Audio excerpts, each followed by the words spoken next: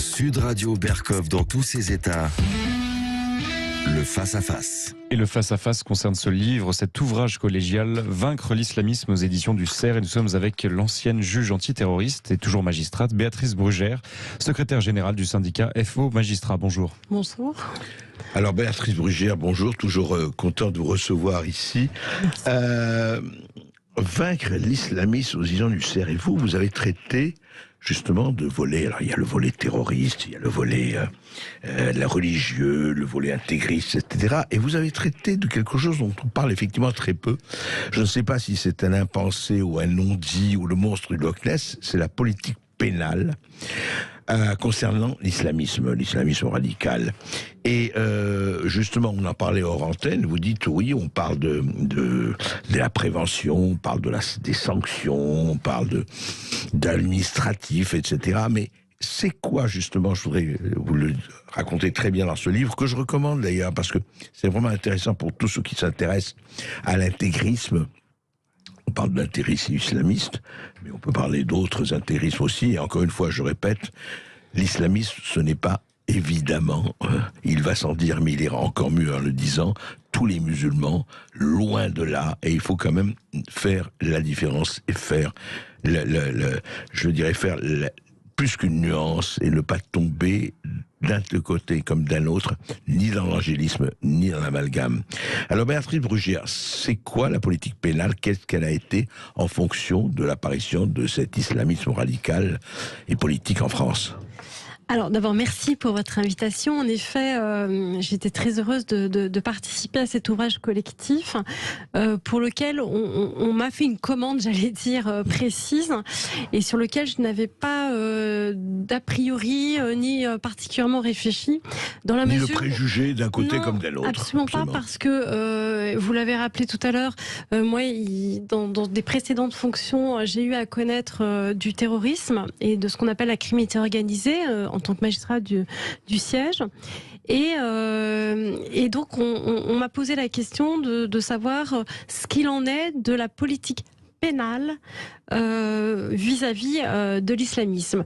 Et c'est vrai que en travaillant le sujet, je me suis rendu compte que autant sur le terrorisme, qui est un sujet qui nous occupe maintenant depuis malheureusement de nombreuses années dans les débats publics, mais aussi dans les débats juridiques, puisque on a eu de nombreuses lois, de nombreuses controverses, autant sur la lutte contre le terrorisme, on peut dire aujourd'hui vraiment qu'en 2021, on a un arsenal législatif très précis, très fourni, assez complet, il faut le reconnaître, peut-être... En matière de terrorisme. Exactement. Qui, au fur et à mesure, s'est traduit également dans une organisation. Parce que, si vous voulez, il y a deux choses. Il y a le cadre législatif, qui est une chose, qui peut être d'ailleurs un affichage, si on ne l'utilise pas, si derrière il n'y a pas les hommes, il n'y a pas d'organisation, il n'y a pas de stratégie. Et pour le terrorisme, qui se concerne le terrorisme, on peut dire qu'on a fait une montée en puissance très importante en France en 2021, puisqu'on a aussi derrière des choix d'organisation, un renforcement humain, des capacités, une vision, on va dire. Logistique, renseignement, sanctions, etc. Exactement. Etc. Voilà. Donc c'est ce que je décris d'ailleurs dans une partie de cet ouvrage. Et qu'en est-il de l'islamisme? Et d'ailleurs, en se posant la question, on s'aperçoit que l'un n'est pas réductible à l'autre, puisque vous avez plein de sortes de terrorisme, y compris aujourd'hui, ça occupe pas mal parfois les journalistes, le terrorisme d'ultra-droite. Voilà, il n'y a pas que le terrorisme d'islamisme politique ou djihadiste. C'est lui qui a quand même fait parler de lui. Tout à fait, mais ce que je veux dire par là, c'est que voilà, le terrorisme ne se réduit pas à ça. Et du coup, l'un n'est pas soluble dans l'autre. Et quelle est la part, j'allais dire, singulière de l'islamisme, et quelle pourrait être cette part singulière dans une vision, du coup, d'une politique pénale? D'abord, c'est quoi une politique pénale? Excusez-moi, mais c'est peut-être pas pour moi c'est une évidence, ça l'est peut-être pas pour tout le monde. La politique pénale, c'est la politique du gouvernement. Il faut bien avoir ça en tête. C'est-à-dire que le gouvernement... acté, Exactement. théorisé par le gouvernement. Voilà, le gouvernement, si vous voulez, conduit justement des politiques publiques. Et concernant la politique pénale, c'est le ministre de la Justice qui détermine quels sont ses objectifs. Et il les détermine comment ? Par des circulaires. Je donne un exemple pour que les choses soient claires. Par exemple, les violences faites aux femmes ou les violences intrafamiliales sont devenues une priorité, et à juste titre d'ailleurs, de ce qu'on appelle une politique pénale. Voilà, c'est ça une politique pénale. Et on met en avant ce qu'on considère comme étant les priorités à traiter. Et après, on le décline sur des textes, s'ils n'existent pas, où on les complète, où on les évalue. Et puis une fois, normalement, quand tout se passe bien, c'est pas toujours le cas, on met les effectifs qui vont bien avec, et on a ce qu'on appelle une mise en œuvre d'une politique pénale avec des acteurs sur le terrain, des moyens. Et quand on est extrêmement performant et qu'on lit les rapports de la Cour des comptes, on va jusqu'au bout, on fait de l'évaluation des politiques publiques pour voir si les dispositifs fonctionnent.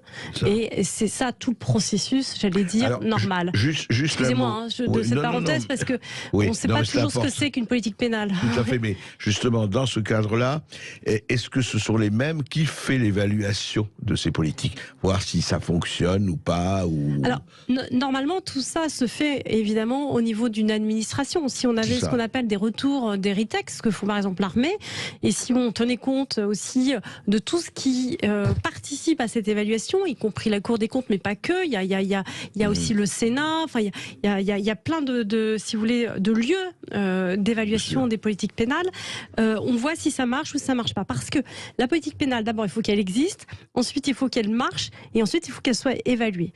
Alors concernant, l'islamisme, j'ai cherché cette politique pénale pour voir si elle était pensée, organisée, priorisée aujourd'hui dans notre société. Pourquoi ? D'abord, est-ce important ? Parce qu'après tout, est-ce que c'est vraiment un sujet majeur ? Ça, c'est la vraie question.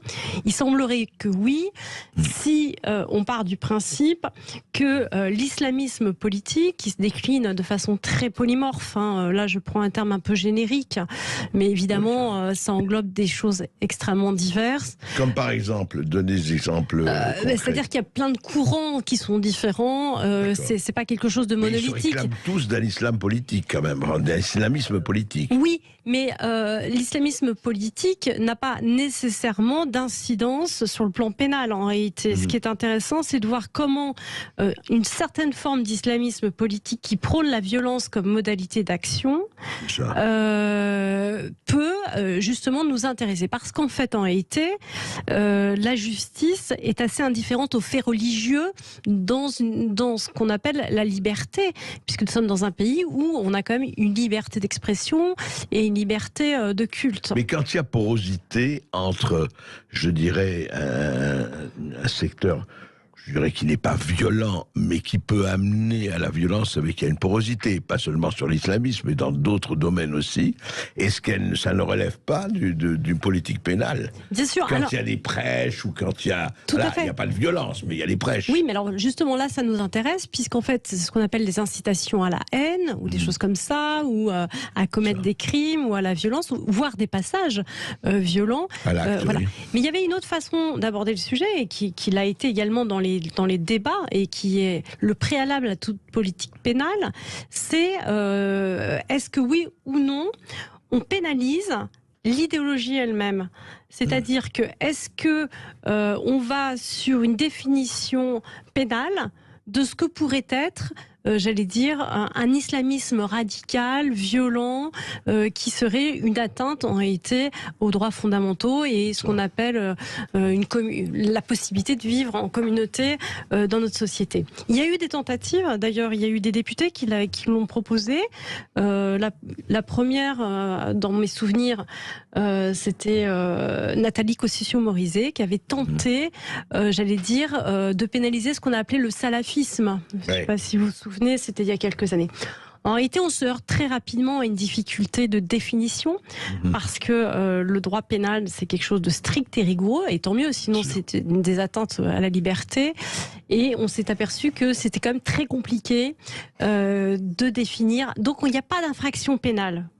Autant sur le terrorisme, on a des infractions extrêmement bien, j'allais dire, limitées, autant sur l'islamisme, qui est quand même un mot valise, où certains mettent des concepts très différents et des analyses très différentes, on n'a pas. Donc qu'est-ce qu'il nous reste ? Il nous reste les conséquences en réalité de cette propagande qui pourrait avoir sur le plan pénal des répercussions. Des répercussions. En fait. Mais ça va aller plus loin. C'est-à-dire qu'on peut aussi imaginer, et c'est là où c'est intéressant dans une politique publique pénale d'envergure, compte tenu de la menace, c'est d'imaginer que certaines formes justement d'islamisme politique sont le soubassement, le prêt à penser, c'est ce qui arme le terreau, l'idéologie qui arme les futurs terroristes.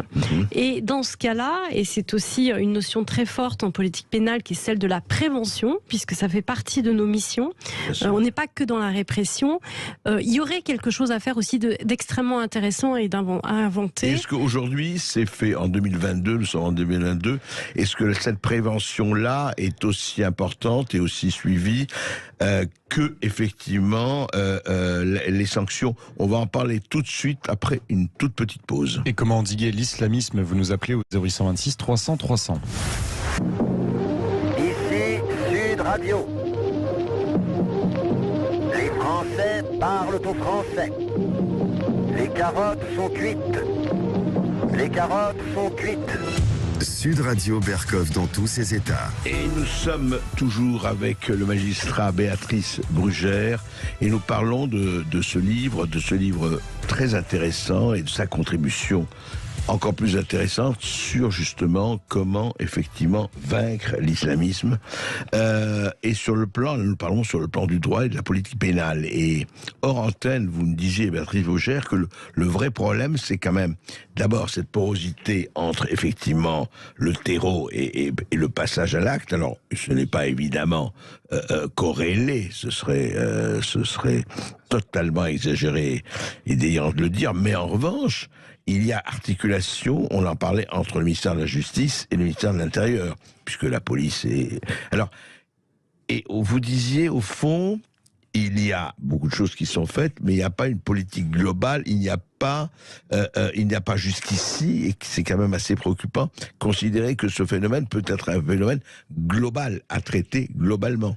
Si vous voulez, nous, on a souvent appréhendé l'islamisme par le terrorisme, c'est-à-dire le passage à l'acte final, spectaculaire, puisque le terrorisme n'est qu'une modalité d'action d'un islamisme politique qui a un projet politique de subversion. Ce projet politique, de prise de pouvoir. Voilà, il se décline sur plusieurs versants et sur plusieurs fronts. Et on les voit encore récemment dans l'actualité politique. Ce sont des fronts culturels, ce sont des fronts sociologiques, ce sont des fronts politiques, ce sont des fronts judiciaires d'ailleurs pour faire avancer certaines choses, etc., etc. Mais l'attentat ou le passage à l'acte terroriste n'est qu'une modalité d'action violente et extrêmement ultime, qui est parfois suggérée ou en tout cas préparée par une certaine forme d'islamisme radical qu'on retrouve dans certains courants qui prônent le passage à l'acte violent. Mais nous, si vous voulez, les magistrats, tant qu'il n'y a pas de passage à l'acte violent, nous sommes pas sur...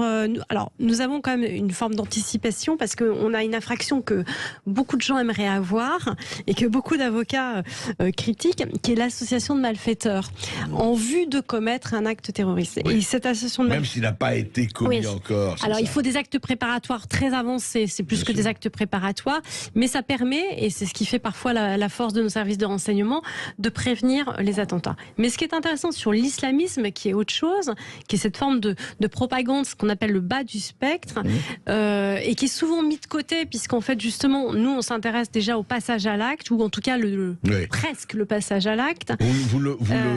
Les signes à bas bruit, on n'en s'intéresse pas. En réalité, elle est moins dans le viseur parce qu'elle est moins visible, mais est-ce que pour autant elle n'est pas plus dangereuse?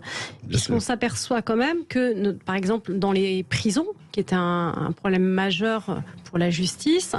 La contamination justement de cette idéologie chez les détenus, etc., prépare le terrain souvent sur des profils qu'on appelle hybrides, c'est-à-dire des délinquants déjà chevronnés, à passer à l'acte au nom d'Allah et se trouver... Et sortir de prison, en sortant de prison, ils peuvent passer à l'acte. Mais il y a plein d'autres choses, c'est-à-dire que on a, vous l'avez cité tout à l'heure, tous les actes qui concernent les atteintes, j'allais dire les violences avec les menaces de mort, les viols, si vous voulez, qui sont verbales, etc. On va prendre l'exemple justement, Béatrice Brugère. Par exemple, on a beaucoup discuté du drame terrible de Samuel Paty, égorgé, décapité, et on a dit, mais écoutez, tout cela se préparait pas, on peut pas dire que quelqu'un a commandité, mais il y avait quand même des signes qui n'étaient pas des signes faibles, des signaux faibles, et on a l'impression que, alors il n'y a pas que la justice, que peu de gens jouaient le rôle qu'ils auraient dû jouer à ce moment-là, pour prendre cet exemple. Et à quel moment, justement, une politique pénale doit intervenir? Est-ce que quand on entend des discours, ça ne suffit pas, des discours extrêmement belliqueux ou de haine? Est-ce qu'il n'y a pas quelque chose à améliorer de ce point de vue-là? Ah bah, à mon avis, il y a tout à construire. En réalité, moi, j'ai cherché s'il y avait des circulaires du garde des Sceaux, parce qu'en fait, la politique pénale, c'est ce que je disais tout à l'heure, c'est le garde des Sceaux qui donne des instructions précises aux procureurs pour faire des enquêtes ou pour, si vous voulez, être vigilant en préventif sur certains phénomènes comme l'islamisme. Aujourd'hui, on n'a pas ça. On n'a pas ça. Donc, on n'a pas de politique globale là-dessus. Non, voilà, en fait, ce qu'on a, c'est des à-coups, ci et là, des outils. On a des infractions qui existent, évidemment, comme par exemple l'apologie du terrorisme ou des choses comme ça, qui pourraient être déjà, si vous voulez, des signaux très forts, déjà de propagande sur des actions violentes. Donc tout ça, on a des appels à la haine, des choses comme ça, mais on n'a pas une politique pénale cohérente, structurée, avec des instructions. Ce qui fait qu'aujourd'hui, derrière, il faut de la formation, une stratégie, des acteurs sur le terrain, évidemment, des instructions claires de poursuite et surtout une évaluation de notre arsenal législatif pour mieux combattre toutes ces infractions qui semblent mineures mais qui sont majeures. Pourquoi elles sont majeures? Parce qu'on s'aperçoit que si elles ne sont pas bien traitées, si elles sont mal traitées, si elles sont peu traitées, elles peuvent amener comme un drame sur l'affaire de Samuel Paty. Alors, là aussi, il faut être assez raisonnable. La justice, j'allais dire, ne peut pas tout faire. Elle se met dans un ensemble général d'une politique. Or, sur la dernière loi qui a été votée, qui a été une loi importante du premier quinquennat d'Emmanuel Macron, qui était la loi dite au début contre le séparatisme, rebaptisée sur la défense des principes républicains, qui a été votée. Le choix qui a été fait en termes de politique publique par le gouvernement, c'était plutôt de choisir la police administrative plutôt que le judiciaire. Et donc, c'est plutôt en police administrative, c'est-à-dire des autorisations, ouverture d'écoles, fermeture de mosquées, c'est ce qu'on appelait toutes les dispositions qui ont eu lieu sur le culte. Administrative dépend de l'intérieur. Exactement. Ça, du ministère de l'Intérieur. Exactement. Donc, c'est plutôt le choix de la police administrative qui a été fait que le choix d'une grande politique pénale qui aurait pu aussi être fait en complément. Mais là, n'empêchant pas l'autre, quand même. Alors, on a un délit qui a été créé, qui est le délit sur le séparatisme, dont je ne sais pas si il a été une fois utilisé, et un autre aussi... c'est quoi le délit sur le séparatisme? Concrètement, ça veut dire quoi? Concrètement, je ne sais pas trop comment le mettre en œuvre. C'est-à-dire que c'est plus une disposition d'affichage. Vous savez, c'est comme l'interdiction du burkini. En réalité, tous ces délits ou toutes ces interdictions, elles n'ont de valeur que si elles sont mises réellement en acte et si elles sont utilisées. Oui, alors justement, Patrice Brugère, prenons cet exemple qui est moins féroce, bien sûr, qui n'a rien avec le terrorisme. Le burkini, par exemple. C'est la burqa, exactement, qui est interdit. Le port de la burqa. Pas le burkini, parce que le burkini, vous avez vu, il y a eu l'affaire de Grenoble. C'est en cours, on va dire. Voilà, c'est ça. Parce que là, il y a le tribunal administratif qui s'est opposé, donc ça, c'est la justice. Oui, mais c'est la justice administrative. Administrative. En fait, en France, on est un des seuls pays européens à avoir deux justices séparées. Oui, c'est étonnant. Ça. C'est un héritage, vous savez, post-révolutionnaire, où on a séparé d'un côté la justice administrative et la justice judiciaire. Ouais. Ce qui fait que souvent, il y a une confusion de qui fait quoi, et même parfois, il y a des doublons. Que quand le préfet est arrivé à dire oui, on n'est pas d'accord avec le maire, pour parler de Grenoble, le tribunal administratif a tranché sur instruction du préfet, enfin avec le préfet. Et ça, c'est le tribunal administratif. Oui, donc, alors c'est intéressant parce que c'est un référé là qu'il a fait dans le cadre justement de cette nouvelle loi qui permet, qui donne des moyens d'action et qui sont importants. Ceci dit, ça passera par la justice administrative. Et puis après, on verra s'il faut légiférer, parce que en réalité, la question elle se posera après à ce niveau-là. Est-ce qu'il faudra légiférer pour oui ou non interdire le burkini? Mais ce qui est intéressant, c'est que dans l'islamisme politique, la question du vêtement, de la nourriture, etc., fait partie aussi de cette stratégie. Ce sont des mini-chevaux de Troie qui sont envoyés. Ce sont des étapes. Et la vraie question, c'est est-ce qu'on les traite au fur et à mesure, ou est-ce qu'on a une vision stratégique en réponse, y compris au niveau pénal, pour justement être à la fois en prévention et en répression. Et c'est là ce qui manque, il n'y a pas de vision globale. Alors, à ce jour, il n'y en a pas. Il y a des, je vous dis, il y a des choses éparses qui sont peu évaluées et qui sont sous-dimensionnées par rapport à la réalité. Parce que, je vous dis par exemple, la radicalisation sur certains détenus est un sujet qui est traité pas en tant que tel et qui pourtant a des effets et des conséquences importantes. Mais il n'y a pas que ça. Il y a toutes les atteintes qui peuvent être faites. Et qui sont il y a quand même beaucoup de non-dits là-dedans et qu'il faudrait effectivement éclaircir. On va en parler d'ailleurs avec vous, Béatrice Brugère, et avec les auditeurs de Sud Radio. Qui nous appellent au 0826 300 300. Il vous reste une demi-heure et on reste donc jusqu'à 14h sur ce livre Vaincre l'islamisme. Ici Sud Radio. Les Français parlent au français. Je n'aime pas la blanquette de veau. Je n'aime pas la blanquette de veau. Sud Radio Berkov dans tous ses états. Et nous allons tout de suite à Montpellier avec Serge qui nous appelle au 0826 300 300. Bonjour Serge. Bonjour Serge. Oui, bonjour madame la magistrate, bonjour monsieur Berkov. J'ai une petite expérience dans le terrorisme, puisque j'ai été un des premiers inspecteurs à l'époque. Inspecteur à intervenir lors de l'attentat du métro Saint-Michel en 95. Ah oui. Et quand je vois le chemin qu'on a parcouru, je me dis qu'on a fait vraiment un énorme travail très en profondeur, puisqu'on a réussi à comprendre, comme le disait Roosevelt à la fin de la guerre, que la prochaine guerre serait la guerre de l'information. Alors effectivement, l'information, le renseignement, c'est l'intelligence du geste. Mais je crois qu'il serait peut-être maintenant temps. Alors, je veux pas être critique. Non, mais allez-y. Mais je pense qu'il serait temps qu'on arrête de traiter le terrorisme comme des faits divers, que les journalistes cherchent à avoir ce côté un petit peu, mettre en exergue ce côté sensationnaliste, parce que ça fait croire au public que le terrorisme est manichéen. Or, il ne l'est pas.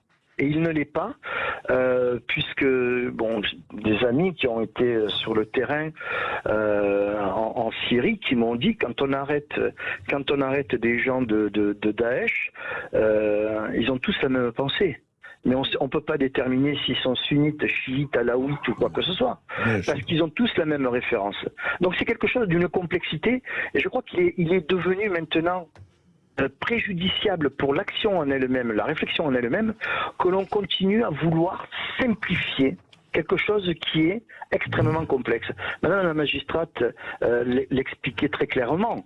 Il y a des imbrications énormes. Les intérêts à l'étranger ne sont pas les mêmes intérêts qu'en France. Je parlais à votre assistant, je lui disais, le principe de réciprocité en droit existe.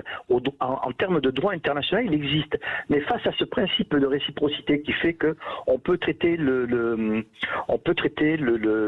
sujet étranger comme il serait traité dans son pays. On a, nous, des gens, alors, je dirais... Serge, on a bien compris votre propos. Je voudrais que Béatrice Brugère réponde par rapport à cette complexité-là, parce que c'est vrai que c'est assez compliqué. Parce que, effectivement, là, on va pas traiter le sujet du terrorisme. Là, on est vraiment sur l'angle de comment la justice et l'administration, vous avez vu qu'il y a deux sortes de tribunaux, pour ne parler que de ça, comment on traite la chose, c'est-à-dire comment on traite d'un côté le domaine du terrorisme, et ça on le voit, c'est assez clair, et comment on traite le sujet de l'intégrisme, le sujet de ce qui ne le fait pas systématiquement, heureusement, mais qui peut prédisposer à une action violente.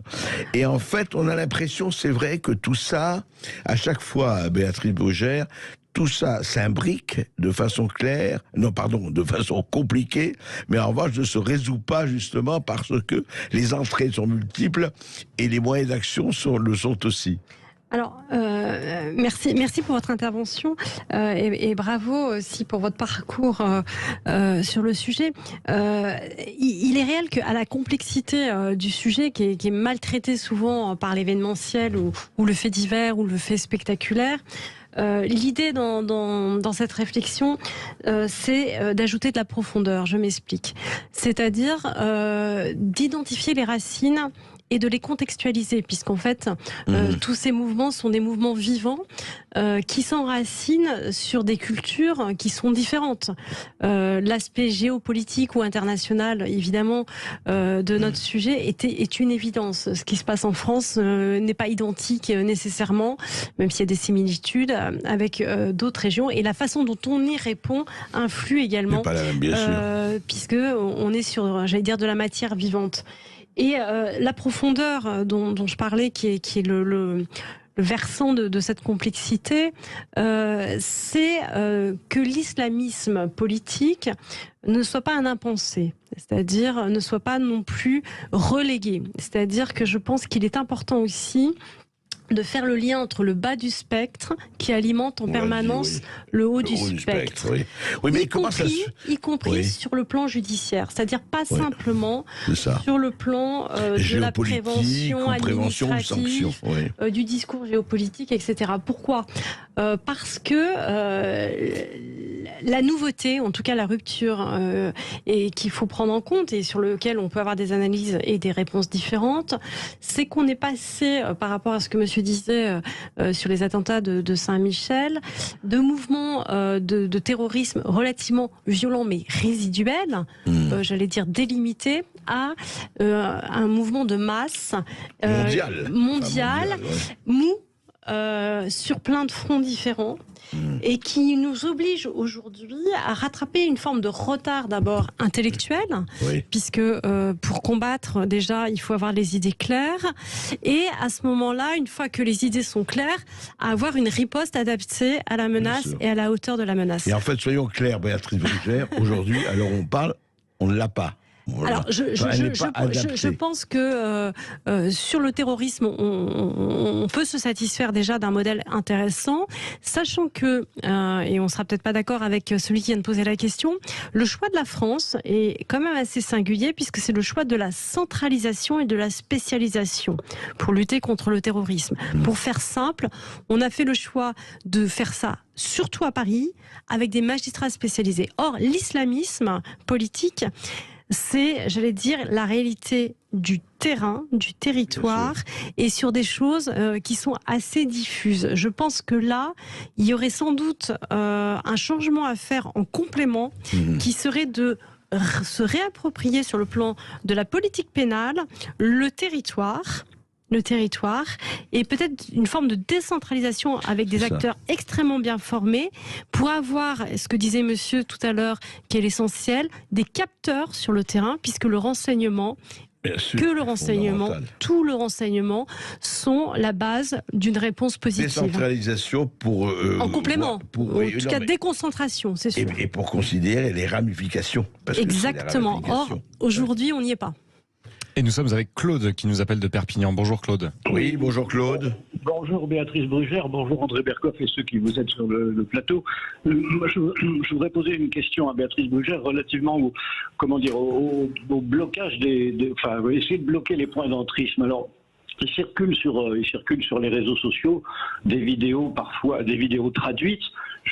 J'en cite une qui est drôle, c'est dire on entend un imam qui explique à des enfants que c'est écouter de la musique les transformera en cochons. Donc, je veux dire, comme transformer en cochon n'est pas un crime, il n'y a rien à dire et en plus c'est rigolo et c'est pas possible. Mais on entend aussi des traductions disant que une femme qui montre son corps est une femme impure, et qu'une femme impure, il est à la limite logique qu'elle soit violée. Or, il me semble que le viol est un crime, donc à partir du moment où un imam ou quelconque personne qui prêche emploie ces mots, est-ce qu'on ne pourrait pas bloquer là en disant il y a une incitation au crime, évident, et au féminicide en plus?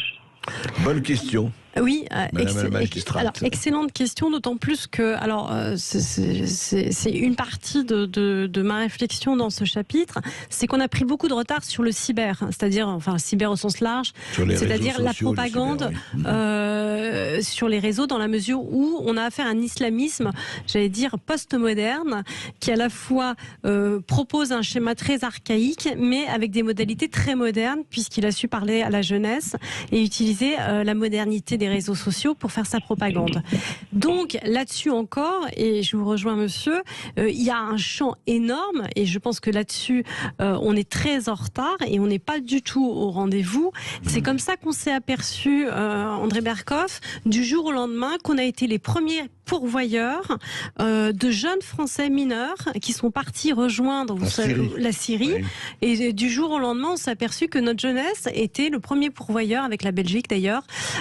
Par l'entremise d'Internet voilà. Et compagnie, pourquoi ? oui. Parce que ils avaient, ils avaient pu regarder plein de vidéos, être endoctrinés comme ça à notre insu, et que sur ce terrain-là, qui reste pour moi une priorité majeure dans une politique pénale que je revendique, vous l'avez compris, ça serait d'évaluer notre système juridique, d'y mettre des moyens extrêmement importants et surtout, c'est là où je parle d'une politique pénale, des réquisitions, des sanctions à la hauteur des enjeux. Voilà un vrai manque que nous n'avons pas en ce moment. Et on se retrouve dans un instant avec vos appels au 0826 300 300. Ici Sud Radio. Les Français parlent au français. Les carottes sont cuites. Les carottes sont cuites. Sud Radio Berkoff dans tous ses états. Et nous sommes avec Marianne qui nous appelle de l'Essonne. Bonjour Marianne. Bonjour Marianne. Bonjour Monsieur Berkoff et Madame Brugère. Voilà, je voulais réaborder le problème du burkini là, et la polémique autour de ça. Ouais. Donc en fait, il ne devrait pas y avoir même sujet à polémique. Il y a des règles en France dans les piscines pour tout le monde. Donc ce n'est pas parce que ces populations veulent s'habiller d'une certaine façon qu'on doit leur prêter le flanc. Mmh. Parce que là, c'est un pas supplémentaire qu'ils font pour essayer de mettre à genoux les Français. Donc voilà, je ne sais pas, il faut pas être faible. Oui, vous vous dites comment il se fait que même la question puisse être posée et qu'on puisse tolérer ça, quoi. C'est ça. Exactement, parce que imaginez que quelqu'un, un Français de pure souche, sans être raciste à tout craint, décide de venir avec une combinaison de plongée dans une piscine, on lui dirait non, c'est interdit. Il n'y aurait pas de polémique. Donc il faut pas prêter l'oreille à ça, parce qu'à ce moment-là, c'est un peu, donc il commence. Ils progressent à petits pas et ils voient que ça marche, donc ils prennent le pouvoir.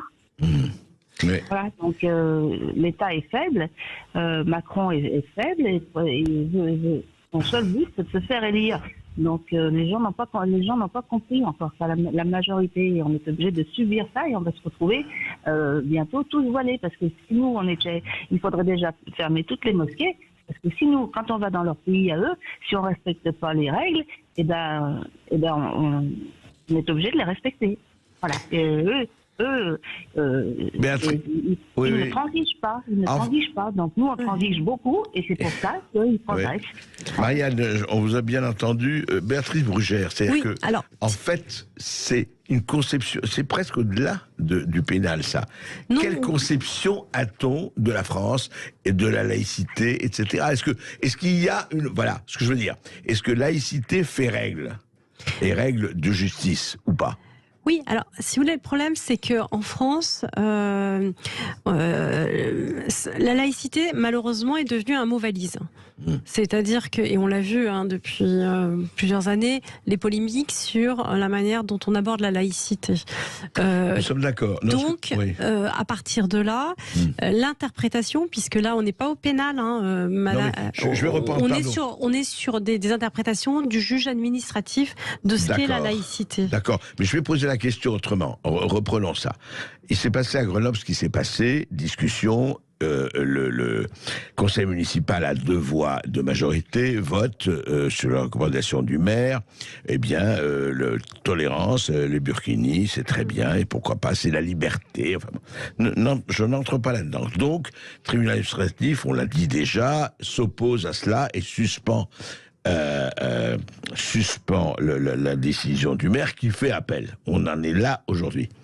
Est-ce que, et vous avez très bien expliqué, on va pas revenir là-dessus, Béatrice Brugère, que c'est un tribunal administratif qui décide, c'est pas la justice. Ce que je voulais savoir... Enfin, c'est la justice administrative. D'accord.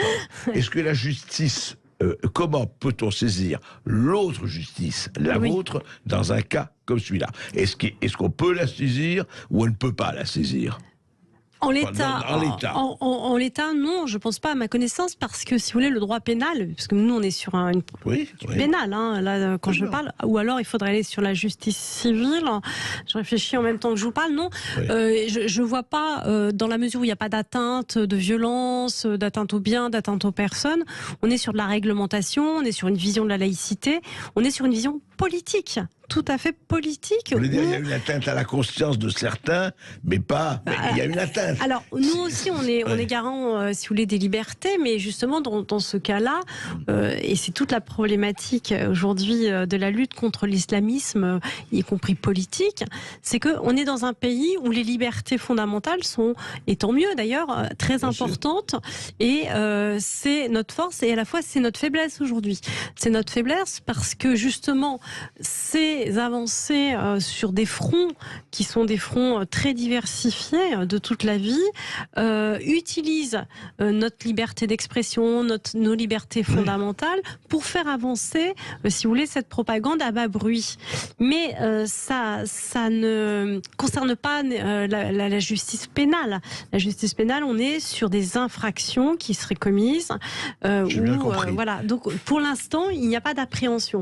J'entends votre question. Comment faire, puisque c'est quand même la question finale. Moi, je renvoie ça à la responsabilité politique. Si par exemple demain on estime, parce qu'on est en France, que au nom de la conception qu'on a de la laïcité et de l'espace public, le burkini ou la burqa ou ce qui couvre, ce qui a été le cas, le visage, etc., doivent être interdits, on fait une loi très clairement, mais on fait pas qu'une loi. On l'applique. Oui, c'est bien sûr. Sinon, et à ce moment-là, nous, les magistrats, on appliquera la loi. Tout revient aux politiques. Enfin, tout. L'origine revient aux politiques, bien sûr. Oui, mais la politique pénale, c'est aussi du politique. Nous, les magistrats, par exemple, du parquet, nous sommes aux ordres du ministre. C'est d'où l'intérêt d'avoir justement cette vision stratégique de haut niveau pour répondre à tous ces phénomènes qui sont divers. Mais on voit bien la complexité, parce qu'encore une fois, et c'est ce que je disais au préalable, l'islamisme que l'on a du mal à définir n'est pas un délit, n'est pas une catégorie judiciaire stricto sensu à ce titre-là. Par contre, ces effets, peuvent l'être. Voilà. C'est toute l'ambiguïté de la question. Et c'est tout l'enjeu aussi. Et on voit où effectivement, courage ou pas courage, et qu'est-ce qu'on décide de faire. Oui, et vision aussi, vision claire. Bien sûr, et vision à terme et à long terme. Tout à fait. Et avec notre chère Florence qui nous appelle de Guétari. Bonjour Florence. Bonjour Florence. Bonjour Monsieur Berkoff. Bonjour. Vous allez bien? Très bien. Et vous? Bon, génial. Bah écoutez, vous habitez le plus beau village de France, alors tout va bien. Ouais, mais bon, si vous voyez l'état de la mer... bon. Depuis 2 ans, il y a des algues vertes, les politiques ne font rien. Ah ben écoutez. Voilà, comme d'habitude. Comme d'habitude. Donc évidemment, par rapport à votre invité, je sais pas, le problème c'est que, est-ce qu'il n'y a pas des gens derrière, les magistrats, ils sont pas avec les francs-maçons et ils font rien, ils sont payés pour justement pas aider les gens. Parce que moi je vois... Faut pas tout mélanger, attendez, Florence. Non mais, monsieur Bercoff, le terrorisme... Pour moi, le terrorisme, c'est de me dire qu'il faut pas que je me mette les seins à nu. Vous voyez, là, je suis à la plage. Ouais. Je me mets les seins à nu. Ouais. Celui qui va me dire que je ne mets pas les seins à nu, je lui mets une patate. Eh ben, vous avez raison. Voilà. Mais vous avez raison. Voilà. Donc, il y a des raison. femmes, elles viennent en France parce qu'elles ont besoin de liberté. Et en fait, ils nous repourrissent notre pays. De toute façon, on est pourris. Les verts et les rouges, ils nous pourrissent notre pays. Alors, les magistrats, je leur souhaite bon courage. Parce qu'il y a des pauvres juges qui voudraient faire des choses. Mais les procureurs derrière, donc voilà, c'est pour savoir à la dame si elle pouvait dire devant Je comprends. Est-ce que les magistrats peuvent faire ce qui doit être fait pour vous, hein, Florence, c'est ça? Ça. Je vous remercie, monsieur Bercoff. Merci à vous. Je vous envoie du soleil. Génial, faites-le. Alors Béatrice, c'est vrai que non, mais il est posé de façon brute de décoffrage, mais vraiment posé. Oui, moi ce que je peux dire, c'est que pour parler de choses assez concrètes, de ce que les magistrats pourraient faire dans le cadre d'une politique pénale intéressante, il y a quand même des enjeux majeurs. Les enjeux majeurs, outre la propagande sur les réseaux dont on a parlé, sur lequel on peut tout de suite avoir des actions très importantes, surtout quand il y a des atteintes comme ça. Il y a la protection des mineurs, où nous aussi on a un rôle important, les magistrats, sur la protection des mineurs. On l'a fait, vous savez, on a eu une vision stratégique sur l'endoctrinement, les sectes, etc. On pourrait tout à fait avoir une vision aussi stratégique, comment protéger les mineurs, les isoler, les sortir parfois d'un milieu. Mais pour ça, par rapport à l'endoctrinement, etc. Exactement. Donc là, il y a des enjeux. Par exemple, il y a les mineurs, mais il y a aussi la contamination qui se fait dans les prisons. Pour nous, c'est un enjeu majeur. C'est-à-dire que, par exemple, une politique pénale qui serait intéressante serait de ne pas mélanger des détenus radicalisés ou des terroristes avec des gens qui ne le sont pas. Mais la difficulté de ça, c'est Béatrice Brugère, et c'est vrai, enfin, on pourra en parler pendant des heures, on en reparlera. Mais en fait, ce que dit Florence et beaucoup de nos éditeurs, c'est ceci. C'est-à-dire, on parle du burkini, pourquoi pas dans les piscines, disent certains. Mais combien de gens, de filles et de jeunes femmes disent aujourd'hui, si je veux sortir dans les rues de certaines villes ou de certains quartiers, je suis obligé de me couvrir, non pas de mettre la burqa, mais enfin de me couvrir. Sinon, si je suis en jupe ou si je suis un peu, même pas déshabillé, je suis en tenue légère, je me fais fracasser, peut-être pas physiquement, enfin insulter, traiter de tous les noms, etc. Est-ce que ça, évidemment, vous allez me dire, c'est pas du ressort de la loi, tant qu'il n'y a pas eu de violence de fait, eh ben voilà, pouvez-vous l'insulter du matin au soir et il y aura pas de problème. Si, c'est du ressort de la loi pénale, évidemment. Par exemple, si vous êtes intimidé, insulté, menacé, frappé, violence psychologique, c'est du ressort de la loi, bien sûr. Sauf que derrière, faut-il encore, et je reviens, excusez-moi, vous allez dire que je suis obsessionnelle, faut-il encore avoir des directives importantes pour en faire des choses importantes. Vous savez, notre problématique aujourd'hui, quel que soit le sujet, et je ne sais pas si je répondrai à cette dame, c'est que la justice est faible. Elle est faible, elle est à bout de souffle, un peu comme les hôpitaux, et elle gère les urgences et les choses qui semblent les plus graves. La politique pénale, c'est dans une masse indiscriminée de choses graves, dire celles-ci, pour nous, sont plus graves que d'autres. Alors évidemment, ça peut toujours sembler triste pour ceux qui est moins bien traités, mais c'est ça la politique pénale. C'est la priorité, établir la hiérarchie des priorités. Exactement. Et donc, au lieu de classer peut-être des petites infractions qui semblent mineures, au lieu peut-être de les orienter différemment, si on disait que systématiquement, sur ce genre d'atteinte, sur ce genre d'infraction, parce qu'on estime que derrière, ce sont des signaux faibles de choses beaucoup plus graves, et à ce moment-là, on devient proactif et on fait des priorités. C'est pour ça que je dis l'islamisme politique dans ces manifestations telles qui viennent d'être décrites doit devenir une priorité aussi, parce que tout ce qu'on ne traite pas continue, si vous voulez, peut-être à avancer et à nourrir, exactement. Par exemple, le livre de Monsieur Rougier sur les territoires perdus, etc. c'est là où on n'est pas, là où on est faible, là où on ne répond pas, il y a des avancées. C'est pour ça que il faut, et ce sera peut-être la fin aussi de notre échange, il faut aujourd'hui plus que jamais que la justice redevienne un pilier régalien de très haut niveau à forte capacité de réaction. Travail d'Hercule, chère Béatrice Brugère, mais je suis sûr que vous en serez capable et nous vous y aiderons. Merci. Et je rappelle le titre de ce livre collectif, Vaincre l'islamisme aux éditions du CERF. Et puis je ne vous annonce pas le sujet, mais tout de suite c'est Brigitte Lahaye. Sud Radio.